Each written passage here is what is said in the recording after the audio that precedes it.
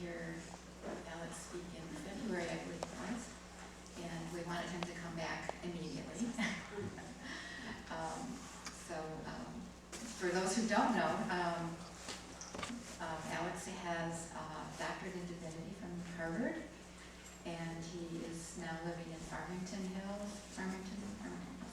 and is very interested in the mystical path. And last time we talked about Rumi and other poets and using poetry to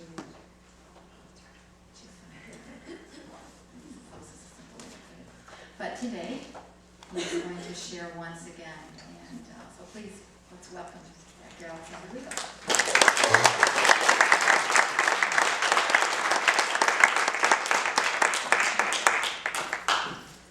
So thank you all for having me back.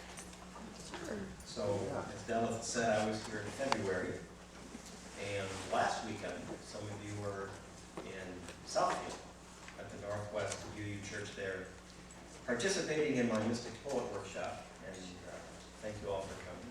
So now here I am a week later back. So it feels to me more like forging ties than just paying the And it's great to see embodied theology take place. Thank you for that. So my jumping off place for this morning is the Ashtavarka Gita. The Ashtavarka Gita is one of the lesser known pieces of the Vedic literature. And that's where I got the image of being bitten by the black snake. However, I'm going to actually couch this conversation in the Judeo-Christian tradition this morning, and maybe flip back and forth between the two a little bit. I need a little help though. Last time I was here, you noticed I can talk a long time, and we sort of ran short on time. Give me a target time for when you're typically done with the Q&A. You do Q&A every Sunday? Yeah. Yeah, so by when typically? Noonish or before noon? When do the kids come back? Noon would make people very happy. Noon would make people very happy. Like, oh, it's often later. Don't give me permission. You will regret. All right, so noon would be good. Noon would be good. Okay, so I typically don't preach from a manuscript, but to stay anchored to the clock this morning, I'm going to try and stick to some notes here. I want to begin with a couple scriptural verses. The first one is from 1 John. Beloved,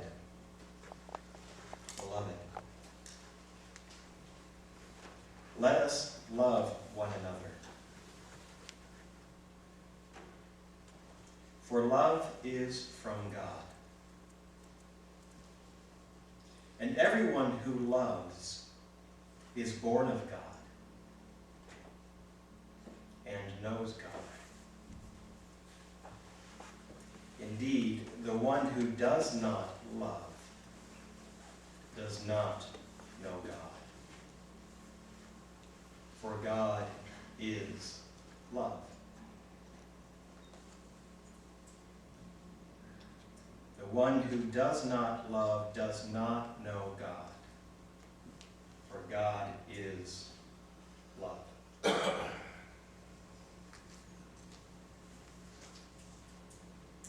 And from the book of Genesis, this will probably sound familiar to you all. Now the serpent was more crafty than any of the wild animals the Lord God had made. And he said to the woman, "Did God really say you must not eat from any tree in the garden?" And the woman replied to the serpent, "We may eat from the fruit from the trees in the garden. But God also said, you must not eat fruit from the tree that is in the middle of the garden, and you must not touch it, or you will die." The serpent said to the woman, "You will certainly not die. Rather, God knows that when you eat from it, Your eyes shall be opened, and you shall be like God. You will know good from evil. When the woman saw that the fruit of the tree was good for food and pleasing to the eye, and also desirable for gaining wisdom, she took some and she ate it. She also gave some to her husband who was with her, and he did eat. Then the eyes of both of them were opened, and they realized they were naked. So they sewed fig leaves together and made coverings for themselves. Then the man and his wife heard the sound of the Lord God as he was walking in the garden in the cool of the day, and they hid from the Lord God among the trees of the garden.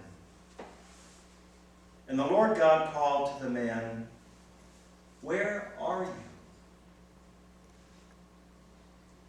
And the man answered, "I heard you in the garden, and I was afraid because I was naked, so I hid."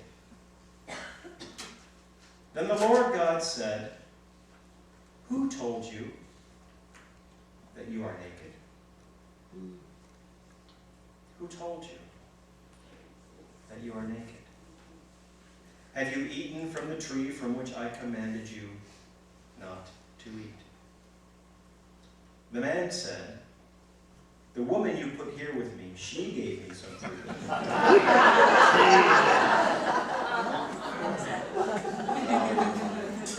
And I ate it.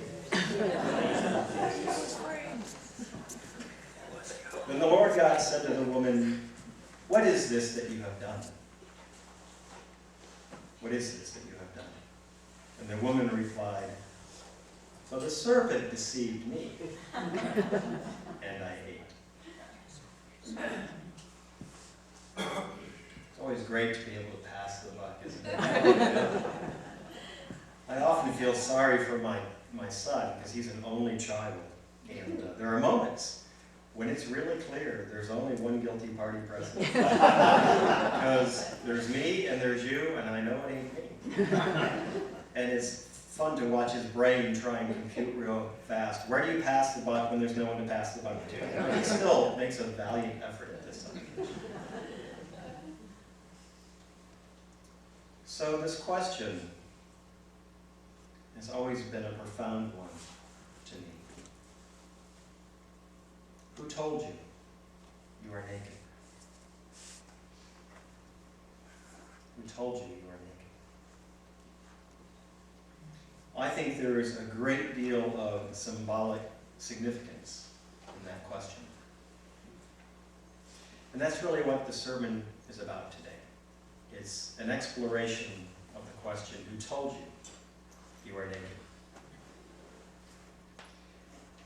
So, of course, the Garden of Eden story is a myth, but I think it's a profoundly effective myth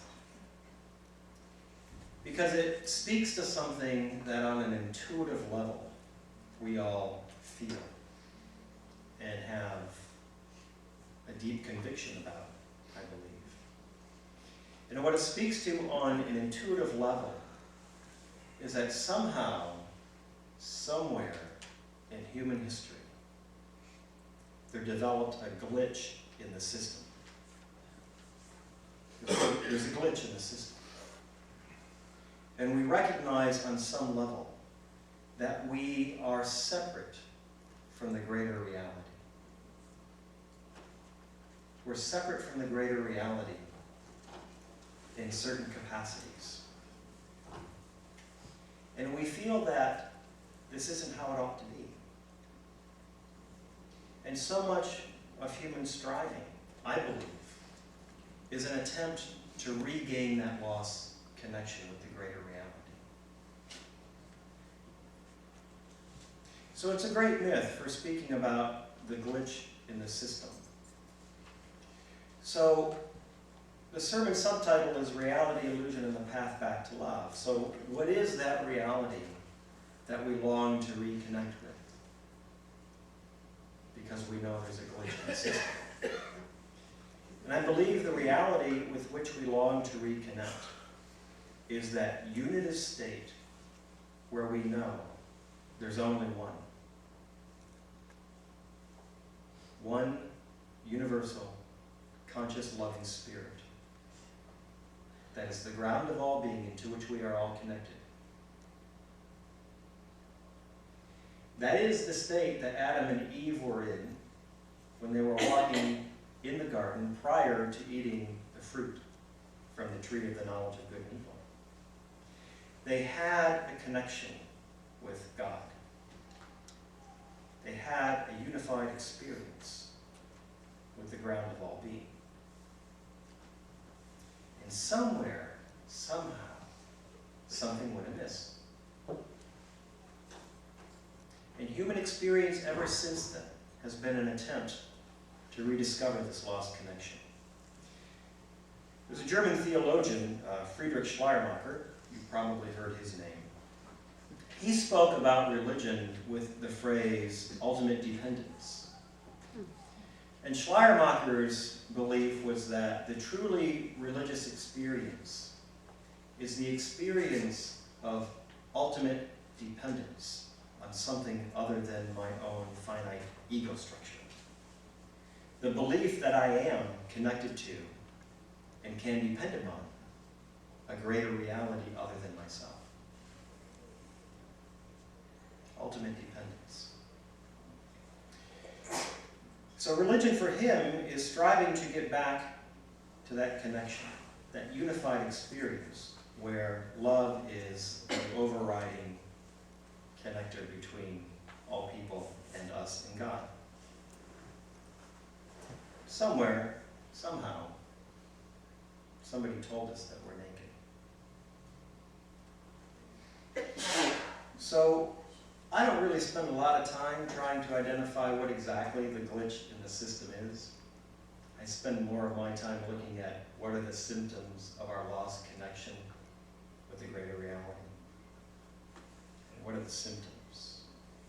Because those symptoms are really who we are and the way we are in the world. So, if we lose our connection with the greater reality, if we realize that we're naked, we've got a problem set. We've got a problem set.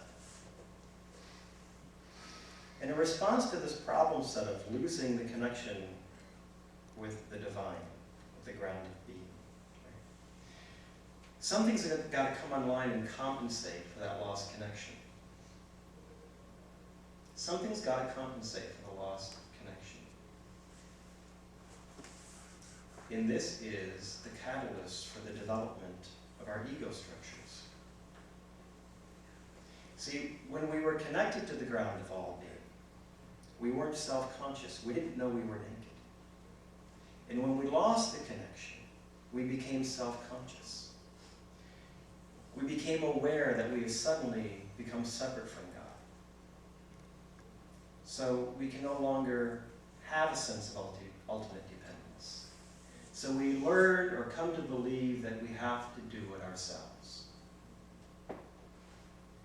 If I'm no longer connected with the ground of being, which is the source of who I am, and my experience ultimately of love, what Jesus called agape, if I feel that disconnect, I suddenly realize I've got to do it myself. So the ego comes online.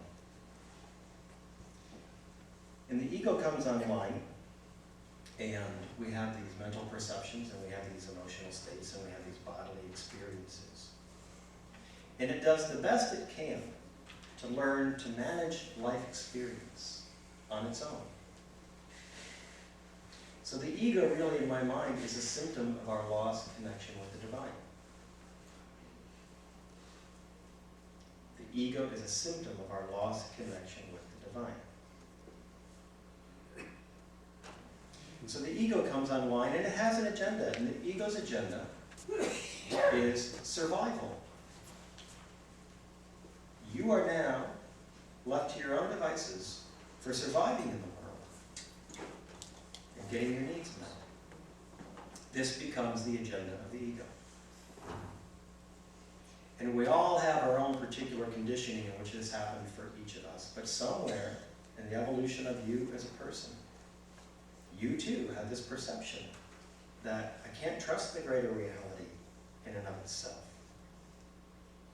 I'm a pretty helpless, defenseless creature, seemingly thrown into existence, and at some point in time, I've got to learn to negotiate the world, and my parents, and my siblings, and my peer group. And so the ego comes online. And we develop these mental, emotional habits for dealing with life. Well, here's the problem set with all that. The problem is the ego creates a skewed vision of reality. The ego creates a skewed vision of reality. Each of us is conditioned in a particular way, and each of us operates according to a logic that makes sense to us given our life experience. But the reality is that we have a very difficult time understanding how all the other scoundrels in the world think, because it doesn't make sense to us. How many people are flabbergasted nearly on a daily basis with somebody in your family or a coworker or somebody you meet maybe at the grocery store, and they're behaving and acting or talking and thinking in ways that you just can't wrap your mind around? I find this absolutely fascinating. There is no common, objective, universal experience that our egos bring us. Our egos bring us very narrow, confined, skewed perceptions of reality. And the fact that we often have so much trouble wrapping our minds around other people's way of being and thinking about the world is evidence of this. We all have our own unique ways of thinking through life and being in the world. And we have this tendency to forget that our own mental and emotional habits are actually idiosyncratic and not shared by the world at large. Everybody should think the way I do, because I know the way I think about the world is the way you should think about the world, because if there was a better way to think about the world, I'd be doing it. Right? Isn't there a compelling logic to that? Yes. So obviously, I have chosen the best way to think about the world. Otherwise, I'd be thinking about it differently if there were a better way. And so we spend a lot of our lives just waiting for everybody else what? To catch up with us.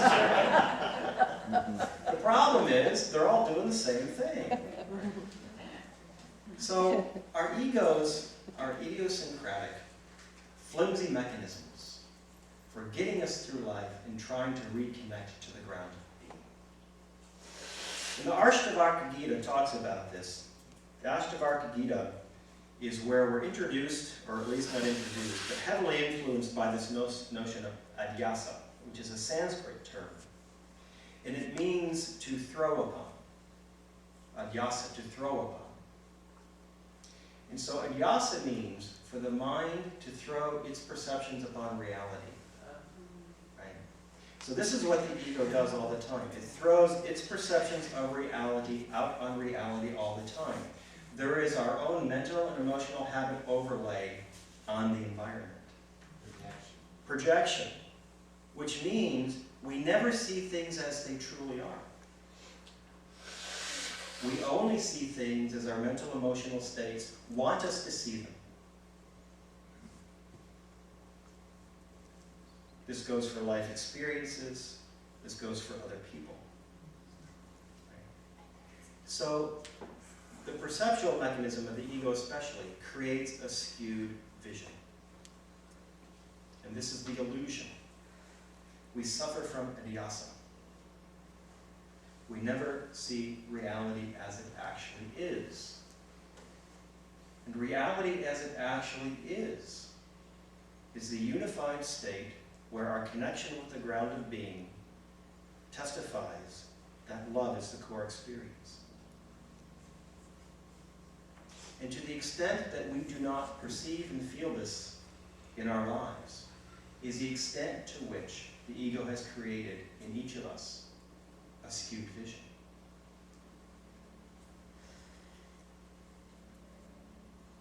Now let that one sink in for a moment. Now, I use the term scoundrel in an affectionate way. So when I call you all scoundrels, you should feel good about that. I only call people I care about scoundrels. Everybody else is a tyrant. But for a scoundrel, there's this lovely movie, one of my favorite movies, The Unbearable Lightness of Being, from the Malan Kundera novel.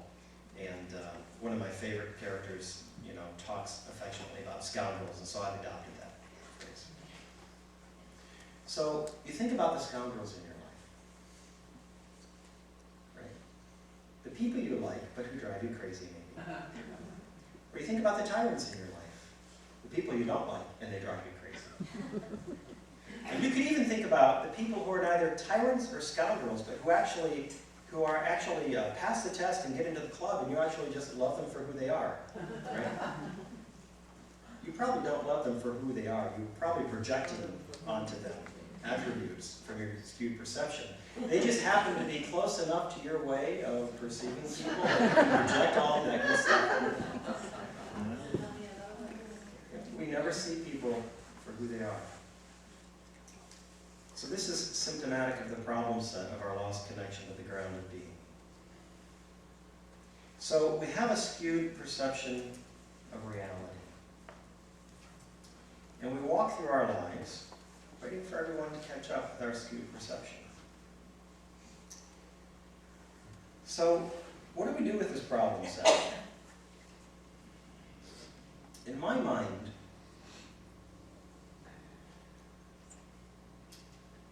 if religion has a purpose at all, the purpose is to bring about personal transformation that moves us out of the problem set of egoic identification back into a reconnection with the divine, a proper place in the scheme of things, where the ego stops being in charge, and the higher capacities, which are the intuitive capacities of the heart, become that by which we again begin to live. In other words, religion is about personal transformation that comes from being brought back into alignment with divine grace. So there's a lot of egoic work that has to be done on the spiritual path. I do have to throw a little mystic poetry at you this morning. Right? So my favorite Hafez poem, which I read when I came down in February, has this line: "The mind and the body are famous for holding the heart ransom." Did you remember me reading that? Mm-hmm. If you do, I'm very impressed. The mind and the body are famous for holding the heart ransom. In other words, the ego construct, right, buries the capacity of the heart. It inhibits the capacity of the heart. But the intuitive knowing of the heart is where transformation takes place. Transformation doesn't take place in the mind. Transformation takes place in the emotional center. So we have to undergo a personal transformation where we move from ego identification, where the mind and the body hold the heart ransom, back to a place where the heart is in charge of the system. The heart is, I would contend, a greater organ for knowledge than the mind. The heart is a greater organ for knowledge than the mind. You can trust the intuition of the heart more than the rational gesticulations of the mind. So if religion has a place in today's world, it's that agenda on which we're brought back into alignment with divine grace. So how do we make this happen? How do we make this happen? Now, if you invite me down here enough times, you're going to realize that I don't have many song and dance routines, and the one I'm about to hit you with is the one I will hit you with the most, and if you get tired of that, you'll quit inviting me down. Yeah, you laugh now. Wait until my time to visit. I have a deep, deep, deep conviction that a religious life lived without a parallel spiritual practice will never bring the transformation I'm speaking about. And the modern religious landscape is devoid of spiritual practice. And it's important because the way you manage the egoic system with which we're identified and creates the skewed version of reality, which creates so much of the angst we experience in life, the way you manage that system is through spiritual practice. And all of the spiritual practices are designed, they're all designed to manage the mental, emotional, and bodily centers of the ego. Because the mystics knew across the traditions, it doesn't matter if you're reading in Hinduism or Buddhism or Christianity or Islam, Judaism, Taoism, whatever the case may be, the mystics all discovered in these individual traditions the very same fundamental fact, that the ego is the problem set. The ego is the impediment to union with the divine. And so they all developed these spiritual practices designed to help you manage the problem set. So these spiritual practices are about bringing the mind to a standstill, so its perception of reality takes a break, and you can perceive things as they actually are. Bringing the emotions to a state of equanimity, so you don't go with the energetic flux of egoic responses to everything that happens to you on an emotional level, so that you can perceive the fundamental experience of love that is the basis of all reality. So you must have a spiritual practice in order to manage the egoic system. And I will say until I am blue in the face, all the talk therapy in the world that doesn't get beneath the level of the mind will not bring you permanent transformation. Permanent transformation comes by accessing the intuitive knowing of the heart space. And spiritual practice gives you. That's another sermon for another time. Have me back and we'll talk about that for a while. But I want to end with this thought here. You know, Ram Dass is one of my favorite teachers. Ram Dass knew more about consciousness and psychological dynamics at the age of 30 than most of the population learns in a lifetime. My favorite book by Ram Dass is The Only Dance There Is, which sums up, in a way, what I've been trying to say this morning. In The Only Dance There Is, Ram Dass says this: the only thing you have to offer another human being, ever, the only thing you have to offer another human being, ever, is your own state of being. You can cop out only just so long saying, I've got all this nice stuff, I know all this, I can do all that. But everything you do, whether you're cooking food or doing therapy or being a student or being a lover, you are only doing your own being. You are only manifesting how evolved a consciousness you actually are. That's what you're doing with another human being. That's the only dance there is. You need to learn to dance from the heart space. So I'll leave you with two quick thoughts. Who told you that you're naked? Who told you that you're naked? And from the Gospel of John, a new command I give you. In other words, this command supersedes all others.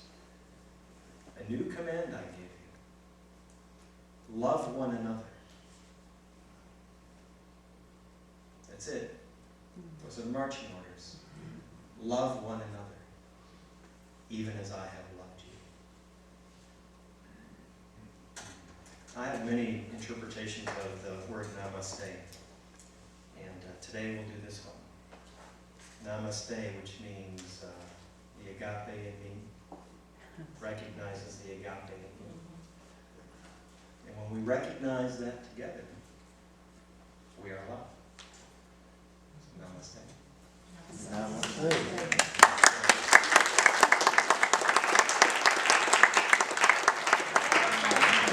Yeah.